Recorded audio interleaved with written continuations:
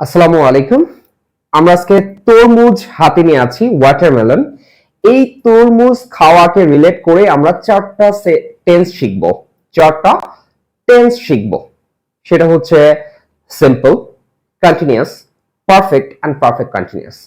প্রত্যেকটাই present related আমি করব। প্রেজেন্ট সিম্পল বা present indefinite, present continuous, present perfect and present perfect continuous. Normally আমরা যদি বলি প্রেজেন্ট ইনডেফিনিট বা প্রেজেন্ট সিম্পলের স্ট্রাকচার কি হবে? সাবজেক্ট হবে, ভার্ব হবে এবং অবজেক্ট হবে। তাহলে কি হবে এখানে? আমি যদি বলি I eat watermelon, I eat watermelon, স্বাভাবিকভাবে আমি তরমুজ খাই, তাহলে সেই ক্ষেত্রে কি হবে? I eat watermelon. স্বাভাবিক কোনো কাজকর্ম বোঝালে, হ্যাবিচুয়াল ফ্যাক্ট বোঝালে সেই ক্ষেত্রে প্রেজেন্ট সিম্পল ব্যবহার করবেন। স্ট্রাকচারটা আবার বলছি, সাবজেক্ট বসাবেন, ভার্ব বসাবেন, মানে ভার্বের অবশ্যই প্রেজেন্ট ফর্ম, এবং অবজেক্ট বসাবেন রিলেটেড। তাহলে সেই ক্ষেত্রে আমরা এটা বলছি আমি তরমুজ খাই, আই ইট ওয়াটারমেলন। এখন আমি যেটা করব সেটা হচ্ছে আমি তরমুজ খাচ্ছি, মানে কন্টিনিউয়াস টেন্স। কন্টিনিউয়াস মানে কোনো কিছু রানিং অবস্থায় আছে, চলছে। আমি তরমুজ খাচ্ছি। যেমন কি? I am eating watermelon, I am eating watermelon. তার মানে আমি তরমুজ খাচ্ছি। কোনো কাজ যখন রানিং অবস্থায় থাকবে সেই ক্ষেত্রে আপনি কন্টিনিউয়াসে ব্যবহার করবেন। তাহলে কি হবে? সাবজেক্ট হবে, বি ভার্ব হবে, প্রেজেন্টে অ্যাম, ইজ, আর বসবে, মূল যে ভার্ব সেই ভার্বের সাথে আইএনজি যুক্ত হবে এবং রিলেটেড অবজেক্ট ব্যবহার করবেন। যেহেতু তরমুজ খাচ্ছি, খাওয়ার ইংলিশ ইট, এ কারণে বলছি আই অ্যাম ইটিং ওয়াটারমেলন, আমি তরমুজ খাচ্ছি।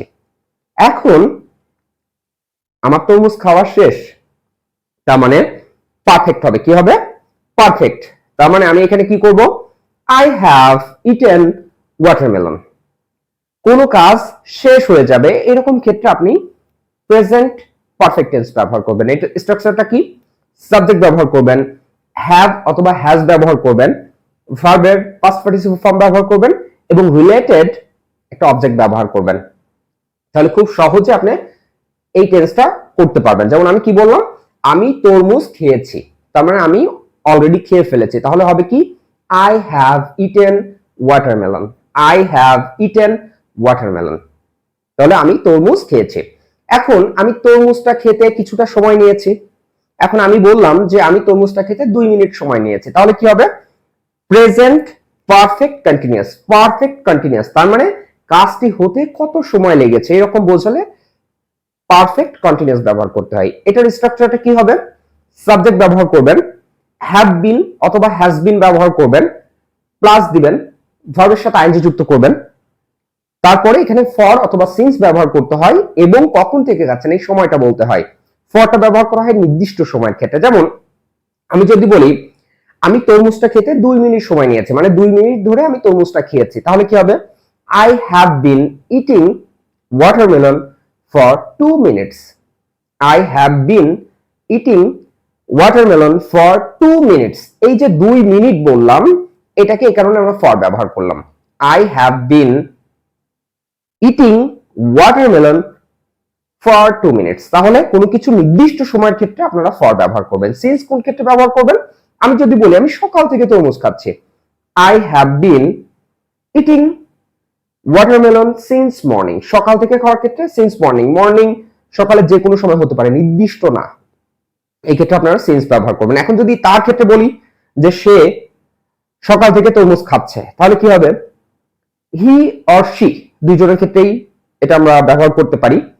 He or she has been, এখানে থার্ড পারসন সিঙ্গুলার ক্ষেত্রে হ্যাজ বিন ব্যবহার করবেন, has been eating watermelon since morning. তাহলে খুব সহজেই কিন্তু আপনি চারটা টেন্স শিখে গেলেন কি? ওয়াটারমেলন নিয়ে। তাহলে আপনার আশেপাশের যে বিষয়বস্তুগুলো আছে সেগুলো দিয়ে প্রত্যেকটা কথাকে টেন্সে রূপান্তরিত করার চেষ্টা করেন, ট্রান্সলেট করেন, ইংরেজিতে বলার চেষ্টা করেন। অবশ্যই ইনশাআল্লাহ আপনি ইংরেজিতে কথা বলা শিখতে পারবেন। লজ্জা ত্যাগ করতে হবে। আর মিস্টার বেসিক বাবুর সঙ্গে অবশ্যই থাকতে হবে। ভিডিওটি ভালো লাগলে অবশ্যই লাইক, কমেন্ট, শেয়ার। ফেসবুকে আসলে অবশ্যই ফলো করবেন, লাইক করবেন, ইউটিউবে গেলে সাবস্ক্রাইব করবেন এবং আমাদের সঙ্গে থাকবেন। আসসালামু আলাইকুম।